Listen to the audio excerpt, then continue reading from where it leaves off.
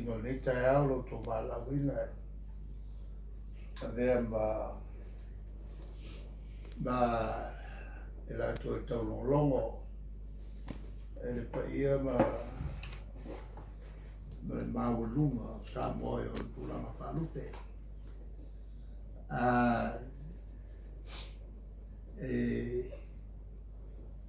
e tala o whatawaina o tala mea tupu e le ngatala i na tāua mana mai fōi o tātou tangata. Ia e whapena fōi mai whawhawhonga mai e tuku mai e alo e papa au e whawhatu o New Zealand.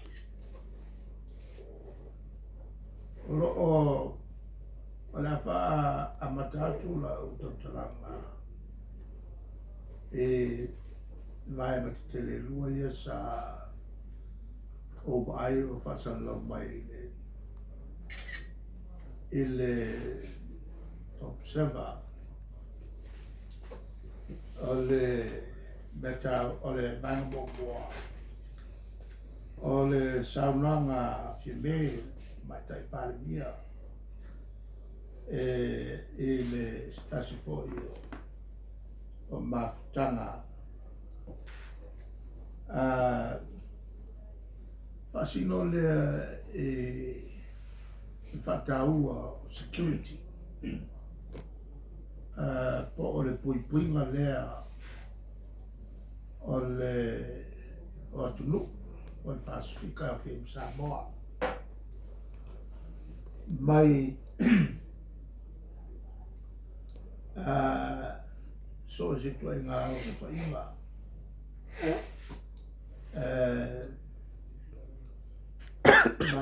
mai se a puipuinga e a fia e fōi tātou tua oi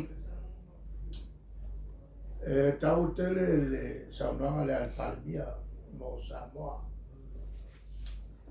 whataua te tau whataua e malo uma le Pasifika ia le puipuinga o lātou o tunu whātou mau sa malevu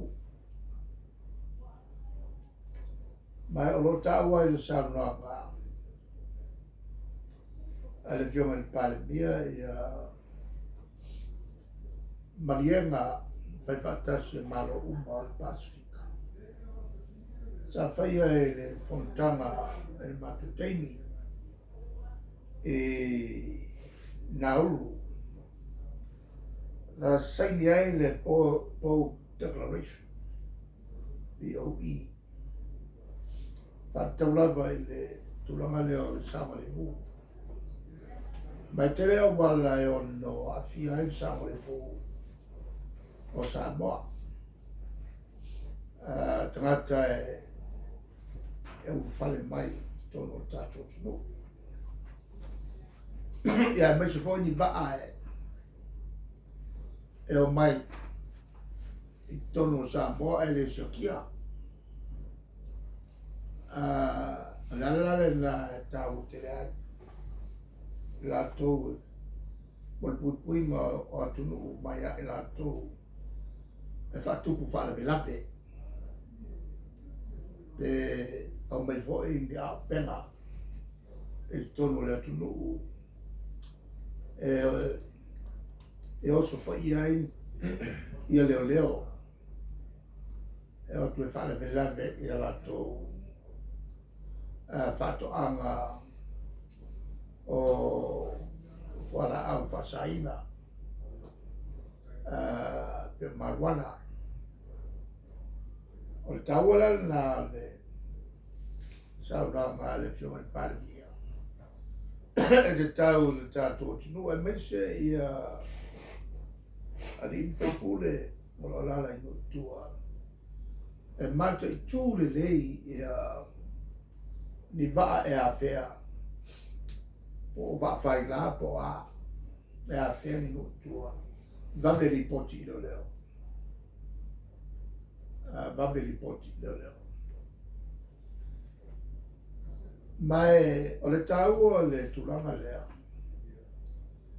na mata mea i sa moa i le tausanga e luafe. Sa tatou whanongolango ia e le malo o whatasi. Ia whapefo i malo le taupulenga. E mo le si le mu ma sama le mu. A peta ian. Tausanga e luafe ua vea ia le mena tupu i fiti. O le fōua o le malo o fiti. E le latu lava ami. A le taimi fo i lea. Ua pulea e pāgota malo o Solomona. Ua matala i tua pāgota. Ono mai lea ave whamalosi i a whana ma mea uma a leo leo. Ma whio i sao roto ai i lea tunu ma whao le oti i nisi mana o alato e whao mo le lato wola e o il kapeneta o la lafi solo o whia sa fono e ka whanga mai a o leo lato o para ai o leo la na tupu ai whawhitau i te mi lea. Nā vele o le tātou tusi. I le whailou tusi a ao o le forum i fiti. O seli i Papulikin. O le a nofo ai le asana me te tau le whai. Ai le vai i le luma le ua tule mai.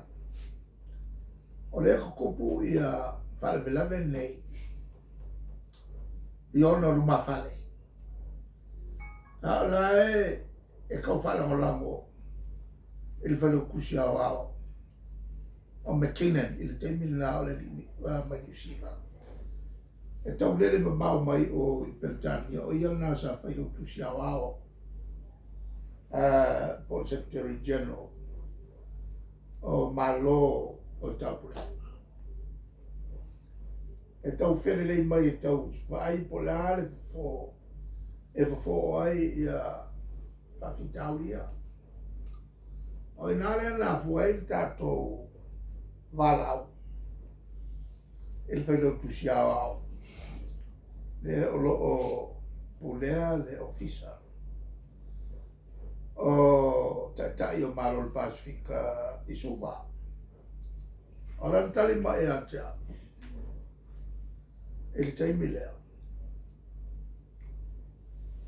E wharamalanga na ngā yoinga i se whai unga a le forum a tai o malo le Pasifika. A taimi lea le te fono i le presidente i Palau. Le lana a velo tatu tusi sa au saini ai.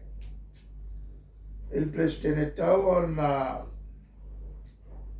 sila tutoa i le ngasi le o ngasi ai malone i lua fiti.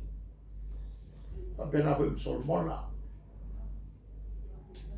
O tau na usu sifono ta il Pasifika. E l'hotel melea. On tali mai leo New Zealand, o le ala to tali malo.